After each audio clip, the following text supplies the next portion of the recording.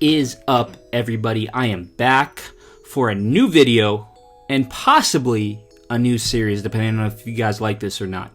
I was just thinking in my head, because I watch a lot of movies. If you guys don't already know, I'm somewhat of a self-proclaimed movie nerd and movie buff, I guess. I don't know. I just watch a lot of movies, and I think you guys already know that by now. But I wanted to start a series off of the movies I watch along the week and talk about them with you guys and let you guys know whether it's worth your time or not. So I'm basically just trying to talk about these movies and let you guys know if it's worth a click on like a streaming service, or if it's just, you could just pass it and it wouldn't make a difference whether or not you watch it or not.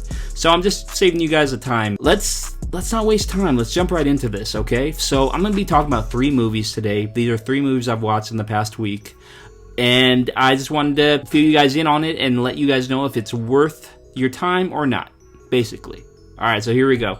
The first movie I'm talking about today is High Fidelity, starring John Cusack. The director is Stephen Frears, and basically the plot of this movie is it goes off John Cusack's point of view of his life and his past relationships while he is going through his own current relationship and possibly a breakup with her, and it's just like reflecting on his past and how he reacts to all these certain situations he gets put in with these women.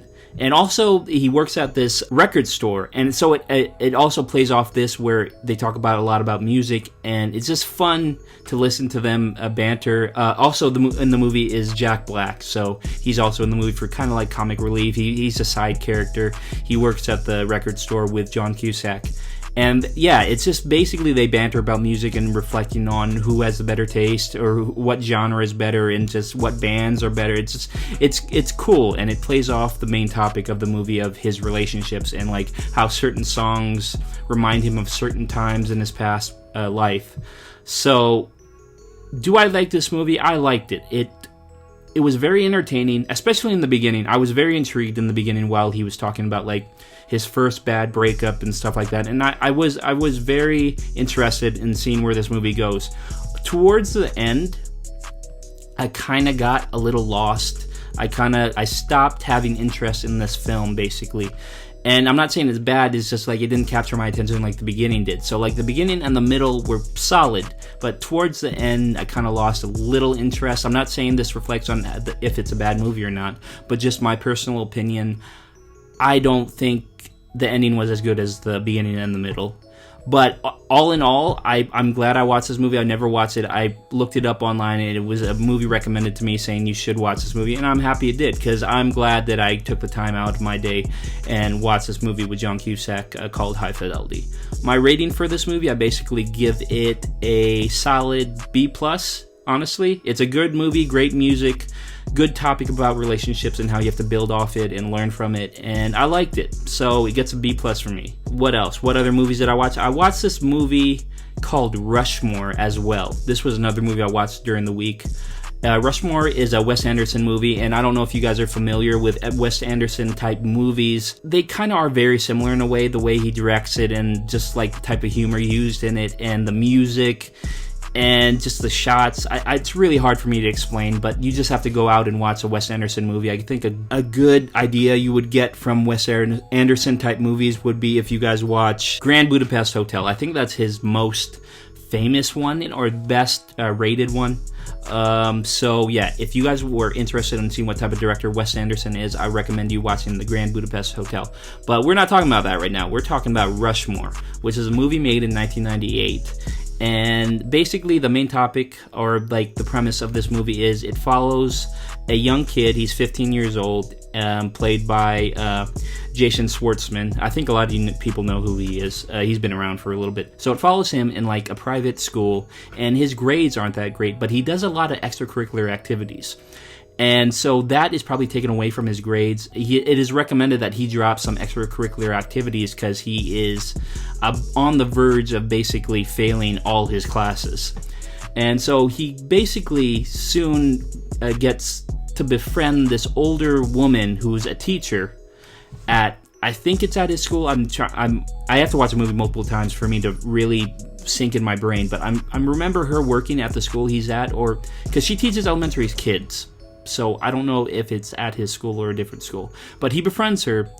he kind of gets interested in her and he gets infatuated, and it kind of has a little weird thing going on where like he's attracted to her, but she knows that she's too old for him and it's never going to work out, but he doesn't know that, and he's really acting really immature in this movie, and just really, it's kind of annoying, on the verge of being really annoying.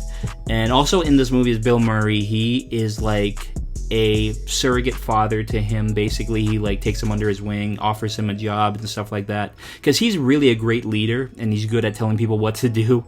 And so I think Bill Murray saw that in him, and he has kids who go to the same school that Schwartzman goes to, but he doesn't like his kids. His kids are dicks to him. And also, I feel like I'm giving away too much of the plot, and I'm sorry if I'm doing that, spoiler alert, but Bill Murray also comes into infatuation with this teacher, and so they kind of get into a little bit of a scuffle, not a scuffle, but like a little bit of a battle to see who will win her heart, even though he's 50 and the teacher's like in her 30s. So it's not really a contest as well. But all in all, this movie, it just has really funny elements. I really liked it, actually. It was it's a different type of movie. It's kind of artsy. Like, that's basically how Wes Anderson is with his movies, artsy type films. And I liked it. I'm not usually a one to be into very artsy movies, but I enjoyed this very much so. I give this movie probably a solid B+.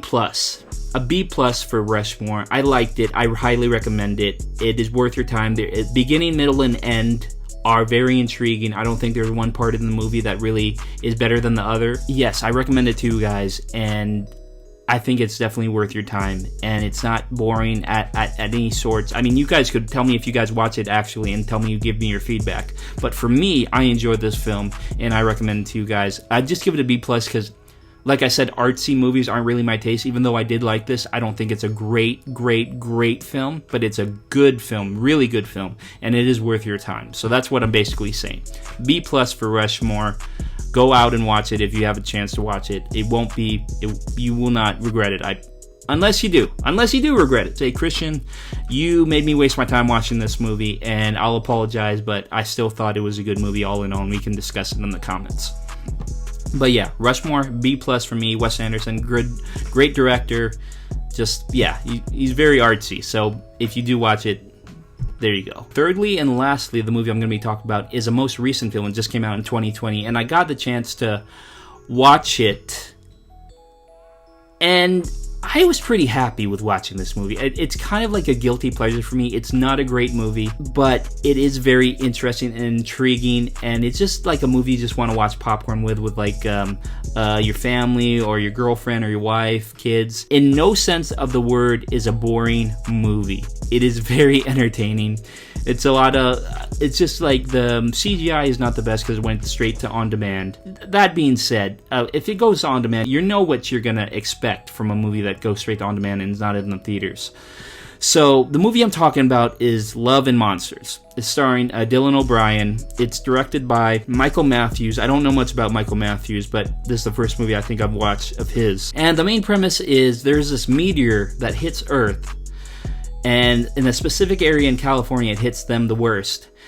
And it just turns all these insects and like small critters into huge insects and critters. And it doesn't affect the humans at all, but it makes the insects more superior and makes us lower on the food chain. So basically, they're higher on the food chain now, and they run this Earth, and we have to go hide in these bunkers. And that's basically what the movie is. All these humans hide in these bunkers. They are scared to go out because all these bugs are so mean. But Dylan gets separated from his girlfriend in the beginning of the movie, and so he and her talk on a radio now and again, and they just hear from each other about how they're doing in their area of the world, or like wherever they're at in their bunkers. And they're not that far away from each other, like only like 80 miles away, which is still far, but not that far. And so he plans out.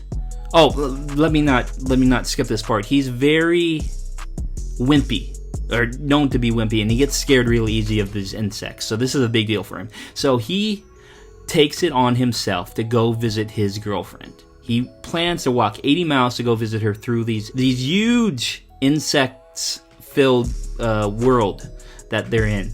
And so he plans to do this, and that's basically what the premise is. He walks from his area all the way to her area, and that's the whole movie, basically. And you think it's just such a simple topic, but it poses to be very entertaining, and I'm glad I found this movie. And I really kind of have a little more respect for Dylan O'Brien. I don't watch a lot of movies that he's in, but he's very likable. He's a likable character, and I think that plays off this movie very well for casting him in the main role, because he is a very likable actor. And his love interest that he goes and tries to find, it's just him going through all these certain obstacles against these critters, and he befriends this dog, which is really cute. They're like best pals in the movie. I'm not really spoiling anything, but he befriends this dog, and that's really his companion throughout the movie.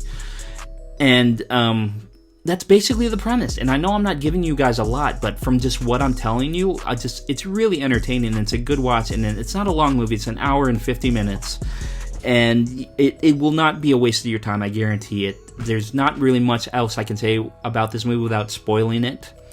But Love and Monsters, I recommend it. I actually give it a A. Honestly, I give it an A for being very entertaining and having very likable characters and a good heart. You know, I'm a sucker for movies that have heart in them, and this movie definitely has heart, and it has a great ending. I like the ending, and it has a good message. And I really support this movie, and I wish I got to see it in theaters, but, you know, quarantine and all that stuff. But yeah, Love and Monsters, A from me, totally worth your time. You won't regret it. Alright guys, and so that is going to be my 3 movies. I'm telling you if it's worth it or not. And basically all 3 movies are worth your time, just some more than others. And if you guys choose to watch one of them, let me know in the comments. And I'm very intrigued to know what you guys thought of these movies I talked about today. And hopefully this becomes a series, because I enjoy doing this, because I watch a lot of movies. So when I watch these movies, I really want to talk about them with people, and I think this is a good platform to me to talk to you guys about it. And hopefully you guys enjoy it as much as I do. But yeah, Love and Monsters, High Fidelity, and Rushmore. All good movies, and they're all worth your time. Other than that, if you guys like this video, don't forget to leave a like.